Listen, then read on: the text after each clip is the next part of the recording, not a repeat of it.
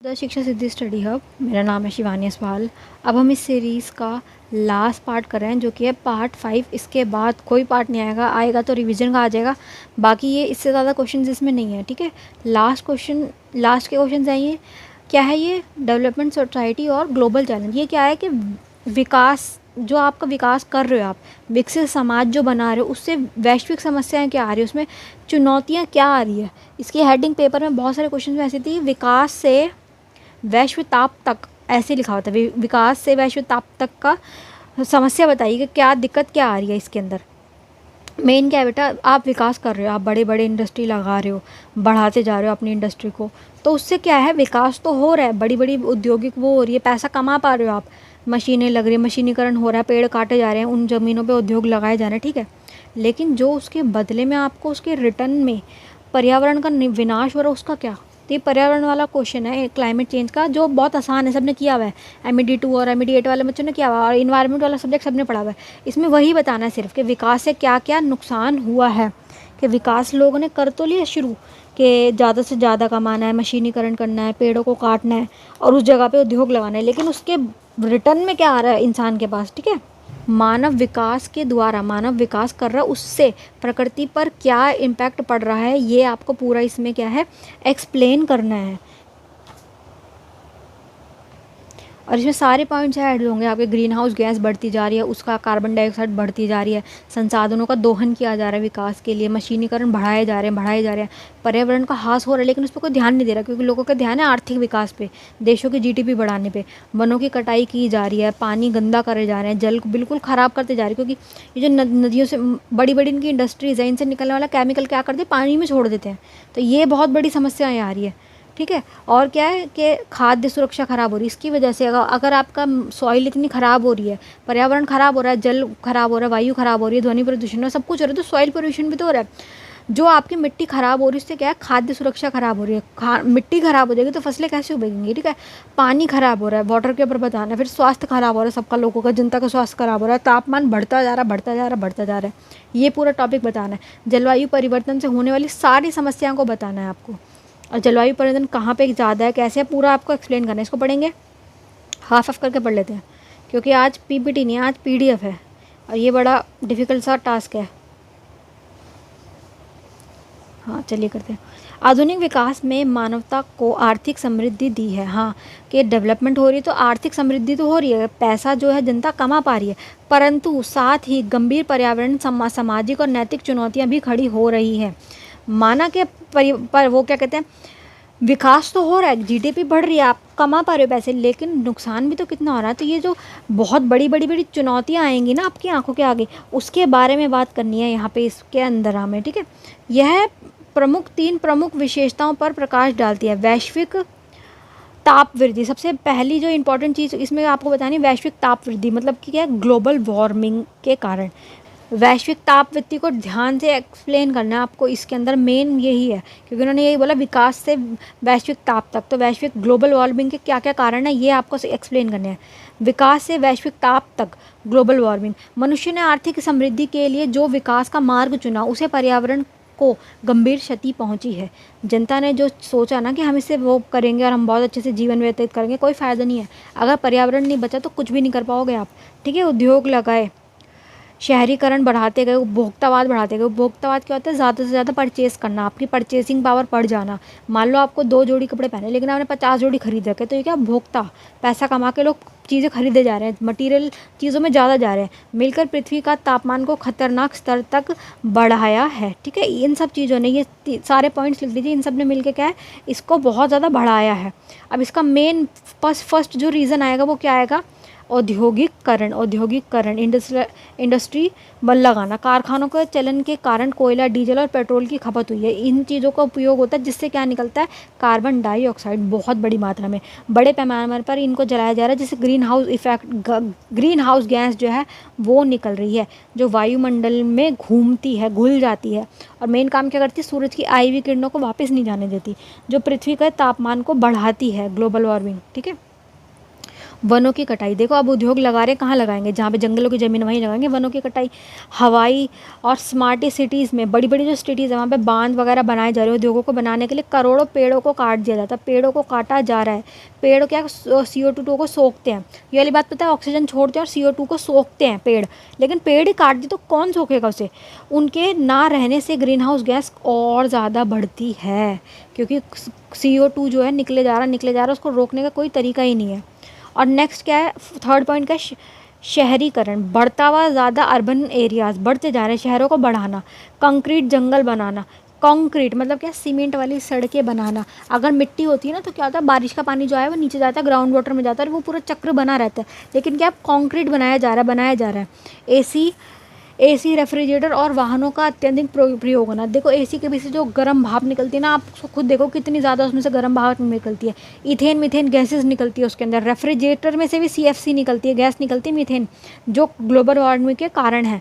वाहनों से निकलने वाला धुआं, वाहनों से निकलने वाले अलग अलग प्रकार के केमिकल्स ग्लोबल वार्मिंग को बढ़ाते हैं। निकलने वाली गैसें जो ओजोन परत का नुकसान करती है। ओजोन परत क्या होती है, सभी को पता है कि वो हमारे पास सूर्य की हानिकारक किरणों को नहीं आने देती, जो सन की अल्ट्रा UV वॉयलेट रेज होती है ना, वो नहीं आने देती। लेकिन अगर इतनी ओजोन परत खराब हो जाएगी इन गैसों के कारण, तापमान इतना ज़्यादा बढ़ जाएगा तो क्या होगा, और ज़्यादा तापमान बढ़ेगा, क्योंकि सूरज की किरणें हमारे पास डायरेक्ट आएंगी। ठीक है, अब क्या करें लोग, गर्मी इतनी ज़्यादा है, AC तो लगवाना पड़ेगा। AC के अंदर से गर्म भाप निकल रही है, AC के अंदर से केमिकल्स निकलते हैं। प्लास्टिक और कचरा, बढ़ता हुआ प्लास्टिकरण, के प्लास्टिक को बढ़ाए जा रहे हैं। प्लास्टिक का अत्यधिक उपयोग करना, सस्ता होता है प्लास्टिक, कांच महंगा होता है, स्टील महंगा होता है, लेकिन प्लास्टिक सबसे सस्ता होता है, तो ये बहुत बड़ी दिक्कत है। असफल कचरा प्रबंधन, अब कचरा उत्पन्न तो करे जा रहे हैं, प्रबंधन उसका कुछ है नहीं कि कैसे इसका निपटान होगा, कैसे इसको हम रोकें। नहीं, रोकने का कोई तरीका ही नहीं है, बस बनाए जा रहे हैं प्लास्टिक को, वो गल नहीं रही, वो पिघल नहीं रही, वो पर्यावरण में बढ़ती जाएगी। जमीन और समुद्र में दोनों का प्रदूषण हो रहा है, जिससे प्राकृतिक जलवायु पर चक्र बिगड़ता है। तो ये आपको चारों चीज़ें लिखनी है अच्छे से। पहला क्या आ रहा है आपका, ये औद्योगिकरण, फिर दूसरा वनों की कटाई कर रहा है, शहरीकरण बढ़ता जा रहा है, उपभोक्तावाद बढ़ता जा रहा है, और प्लास्टिक और कचरा बढ़ता जा रहा है। इन सभी से क्या हो रहा है, ग्लोबल वार्मिंग बढ़ती जा रही है। ठीक है बेटा, इसमें तो कुछ समझाने लायक नहीं है, आसान टॉपिक है बिल्कुल, इसके कारण बताने के क्यों हो रहा है बस। नेक्स्ट क्वेश्चन अच्छा आ रहा है, ये है क्वेश्चन ग्रामीण श्रमिकों के ऊपर, कि गाँव में रहने वाले जो श्रमिक होते हैं ना, उनकी क्या समस्याएं हैं, उनके बारे में पढ़ना है कि क्या इनको दिक्कतें आती है, ग्रामीण श्रमिकों के बारे में। लास्ट टॉपिक है ये, छोटा सा है, ज़्यादा नहीं है। अरे एक और है बेटा, अभी एक और है, ये एक क्वेश्चन है, एक और इसके बाद बचा हुआ है, सेकंड लास्ट क्वेश्चन है, इसको पढ़ेंगे हम अच्छे से। ग्रामीण श्रमिकों की समस्याएं, इसमें क्या है, भारत में अन्य विकासशील देशों में ग्रामीण श्रमिक, जो गांव में रहने वाले मजदूर होते हैं ना, वो बड़ी गंभीर स्थिति में रहते हैं, क्योंकि उनके पास ना सामाजिक आर्थिक और समस्याओं का सामना करते हैं। वो बहुत सारी सामाजिक आर्थिक समस्याओं का सामना करते हैं, क्योंकि वो गरीब होते हैं। और सबसे ज़्यादा जाति पाति धर्म के ऊपर बातें जो होती हैं ना, वो समाज गाँवों में होती है, शहरों में फिर भी इतनी नहीं होती, गाँव में बहुत ज़्यादा दिक्कत होती है। ये क्या है, ये समस्या उन्हें गरीबी के चक्र में फंसा देती है, और कभी भी अमीर हो ही नहीं पाते हैं। ठीक है, मुख्य समस्या की चैलेंजेस क्या है, मौसम और बेरोजगारी, मौसमी बेरोजगारी। उनके पास सिर्फ एक टाइम के लिए खेती करने का समय है, बचा हुआ साल वो कुछ नहीं कर पा रहे, तो वो क्या है, बेरोजगार हो जाएंगे। सीजनल अनएम्प्लॉयमेंट, कृषि क्षेत्र में साल भर में काम नहीं होता, ऐसे नहीं तो पूरे साल काम चल रहा है। बुनाई और कटाई के समय ही रोजगार मिलता है, सिर्फ एक टाइम पर उनको काम मिल पाता है, 4 से 6 महीने का ही काम मिल पाता है, बाकी टाइम वो बेरोजगार है। तो ये बड़ी दिक्कत आती है इनके साथ, मौसमी बेरोजगारी। जो किसान है ना, उनके पास सिर्फ उनमें खेती ही आती है, और कुछ वो कर नहीं सकते, तो इससे क्या होता है, इनका बहुत नुकसान होता है। वो बेचारे बचे हुए टाइम में क्या कर पाएंगे, है ना, बाकी का 6 महीना क्या होगा। कम मजदूरी, देखो पैसे बहुत कम मिलते हैं, लो वेजेस बहुत ज़्यादा है, सरकार द्वारा न्यूनतम मजदूरी तय कर दी गई है, करने के बाद भी इन्हें अक्सर नहीं मिलती, उनको अवसर नहीं मिल पाता, और उनके पैसे इनको नहीं मिलता पाते। विकल्प ना होने के कारण बहुत कम वेतन पर भी काम कर लेते हैं, उनके पास काम है ही नहीं, फिर उन्हें जितने भी मिलते हैं ना, तो वो उसमें ही ना काम कर लेते हैं, वो मना नहीं करते। ठीक है, क्या है, ऋण जाल, मतलब ट्रैप में फंस जाते हैं ये लोन के, ये सोचते हैं कि हम लोन लेके खेती कर लेंगे, हम पैसे कमा लेंगे, फिर लोन चुका देंगे, पता चला जी बारिश ही नहीं हुई, खेती हुई नहीं, फंस गए। अब उस लोन को चुकाने के लिए नया लोन लो, फिर उसको चुकाने के लिए नया लोन लो, तो ऐसे ही फंसते जाते हैं। काम न होने की स्थिति में साहूकारों से उच्च ब्याज पर कर्जा ले लेते हैं। साहूकार जो होते हैं, जमींदार वगैरह होते हैं ना, अमीर जो लोग होते हैं, उनसे ले लेते हैं। वो अमीर लोगों को पता क्या करते हैं, ये बेचारे अनपढ़ होते हैं, पढ़े लिखे नहीं होते, इनके साथ बहुत गलत करते हैं, बहुत हाई रेट पे इनको क्या है, टैक्स लगा लगा के लोन देते हैं, और इनकी ज़मीन वगैरह छीन लेते हैं। ज़मीन जीवन भर के लिए कर्ज के जाल में फंस जाते हैं, कभी भी ये उस ट्रैप से निकल ही नहीं पाते, इनके साथ धोखा हो जाता है। रीज़न ये पढ़े लिखे नहीं है, ठीक है। असंगठित क्षेत्र भी है इनका, ठीक है। स्ट्रक्चरल बाधाएं पड़ेंगे अब इसमें। क्या है, ग्रामीण मजदूरों को कोई संघ नहीं है। देखो सारे गरीब होते, क्या संघ बनाएंगे ये। इनको पेंशन नहीं मिलती, इसको स्वास्थ्य बीमा नहीं मिलता, इनको छुट्टियां सुविधाएं कुछ नहीं मिलता, सामाजिक सुरक्षा के लेवल पे जीरो हैं, इनको कुछ नहीं मिलता। और ये गरीब होते हैं, पता भी नहीं होता कुछ। अब इनको जब कहीं भी काम मिल ही नहीं रहा है तो ये क्या करते हैं, मजबूरी के अंदर पलायन कर लेते हैं। ये इधर से उधर दूसरे शहरों में काम ढूंढने चले जाते हैं, वहाँ इनका तो और बुरा व्यवहार होता है। गांव में रोजगार न होने के कारण परिवार छोड़कर शहरों की ओर भागना पड़ता है, वहाँ रहने के लिए बेहद ख़राब स्थिति होती है। और इन्हें बेचारों को ये क्या करेंगे, यहाँ के मजदूरी करेंगे। मजदूरों के साथ कितना बुरा होता है सबको पता है। शोषण के चक्र में फंस जाते हैं, गरीबी के लेवल में एक बार फंस गए तो फंस ही जाते हैं, कभी उससे बाहर ही नहीं आ पाते हैं। ये तीनों समस्याएं मिलकर दुष्चक्र बना देती हैं और गरीब और कर्जे और बेरोजगारी के अंदर इनको फंसा देती है, ठीक है। ये बढ़ता ही जाता है, कभी भी ये इनका जो ये दुष्चक्र बन गया ना बेचारे गरीबों का, ये कभी भी इससे बाहर नहीं आ पाते हैं। तो इसमें आपको सिर्फ ग्रामीण जो श्रमिक है ना, जो वहाँ के लेबर्स हैं, उनकी बात करनी है कि उन्हें काम नहीं मिल पा रहा। वो गरीब बहुत होते हैं, उन्हें काम मिलता है तो वेतन नहीं मिल पाता, उनका भेदभाव होता है, उनके पास कोई स्किल नहीं होती, कोई टेक्नोलॉजी नहीं होती, कोई टूल्स नहीं होते उनके पास, लोन भी नहीं मिल पाता उनको, और जो मिलता है साहूकारों वगैरह से लेते हैं बहुत महंगा देते हैं उनको। तो इनकी बहुत बुरी हालत होती है। इसको आपको पूरा डीप में एक्सप्लेन करना अच्छे से। अब नेक्स्ट क्वेश्चन आपका आ रहा है लास्ट, अंतर्राष्ट्रीय सहयोग और सद्भावना पर गांधी जी के विचार। ये क्वेश्चन बहुत बार पूछा गया, रिपीटेड टॉपिक है, बिल्कुल रिपीटेड। इसमें क्या है, गांधी जी बता रहे हैं कि लड़ाई झगड़ा ना करके हम सहयोग से एक पूरा वर्ल्ड मिलके रह भी तो सकता है अच्छे से, जैसे इसमें दिख रहा है सब रह रहे हैं, इसमें हर प्रकार का व्यक्ति आ रहा है। तो इन्होंने कॉपरेशन की बात करी ग्लोबल सिक्योरिटी के लिए, कि अगर तुम चाह रहे हो ना कि पूरा विश्व जो आपका है, पूरा वर्ल्ड सिक्योर रहे, उसके लिए हम सबको आगे आना पड़ेगा, सद्भाव दिखाना पड़ेगा, सद्भाव और सहयोग दिखाना पड़ेगा। गांधी जी का व्यू है ये।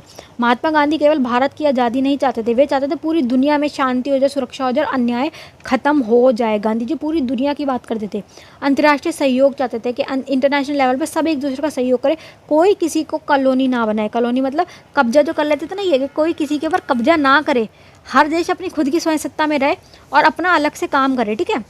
हर देश अच्छे से पूरा संप्रभु रहे, लोकतांत्रिक रहे और अपना काम अच्छे से कर सके। तो इन्होंने सबसे पहली चीज़, इसके की पॉइंट्स बताए हैं। इसमें पहला क्या आ रहा है, पहले ये पढ़ेंगे। इसके अंदर पहला आ रहा है सत्य और अहिंसा। हम सबको सच बोलना पड़ेगा, सत्य और अहिंसा, नॉन वायलेंस पे रहना होगा। गांधी जी का मानना था कि युद्ध और हथियारों की होड़ को छोड़ना पड़ेगा। लड़ाई मत करो, हथियारों को मत बनाओ, सुरक्षा नहीं दी जा सकती। अगर आपको लग रहा है कि वेपन से सुरक्षा होगी तो नहीं होगी, ये गांधी जी का विचार है, ठीक है। एक देश दूसरे देश को डरा कर रखेगा तो इसका कोई फ़ायदा नहीं है, ठीक है। वास्तविक सुरक्षा केवल अहिंसा और आपसी बातचीत से ही हो सकती है। गांधी जी के विचार है कि वेपन्स की कोई वैल्यू नहीं है, आपको आपस में बातचीत करनी होगी, इसी से आपसी सुरक्षा बनेगी, ठीक है। दूसरा क्या है, वसुदेव कुटुंबकम। इसमें क्या हो रहा है, गांधी जी ने पूरी दुनिया को एक परिवार मान लिया कि हम सब एक ही तो परिवार है, हम सब इंसान हैं, हम सब एक परिवार है। उनका कहना था कि जब एक अमीर और एक शक्तिशाली देश गरीब देश को शोषण करना बंद करेगा, जब तक वो बंद नहीं करेगा तब तक दुनिया में शांति नहीं हो सकती। शांति तभी होगी जो अमीर देश गरीब देशों की हेल्प करें, ठीक है, उनको मदद दें, ना कि उनका शोषण करें। और लास्ट ये दो क्या हैं कि नैतिकता पर आधारित विदेश नीति। हम सब एक दूसरे से ऐसे व्यवहार रखें जो नैतिक हो, अच्छे व्यवहार हो। अंतर्राष्ट्रीय राजनीति में छल कपट ना हो, नैतिकता हो, सभी एक दूसरे का सहयोग करें। यदि एक दूसरे के अधिकारों का सम्मान करेगा तभी युद्ध की नौबत नहीं आएगी, ठीक है। युद्ध की नौबत तक आप नहीं पहुंचोगे जब आप एक दूसरे का सम्मान करोगे। अंत्योदय सर्वोदय, इसमें ये हमने पहले भी पढ़ा ना पीछे, सर्वोदय के सबका उदय। वैश्विक सुरक्षा तब आएगी जब दुनिया के सारे पिछड़े देश, गरीब से गरीब देश भी, हर व्यक्ति का विकास होगा, तब माना जाएगा सर्वोदय के सबका विकास हो रहा है। आज आर्थिक हर प्रकार की शांति तभी ही आएगी, अंतर्राष्ट्रीय सहयोग के कारण होगा। सबको साथ लेकर चलना क्या है, सर्वोदय, ठीक है। बस इतना ही गांधी जी के विचार बताने हैं कि अंतर्राष्ट्रीय सहयोग आप कैसे कर सकते हैं। इसमें 4 इसके पॉइंट है।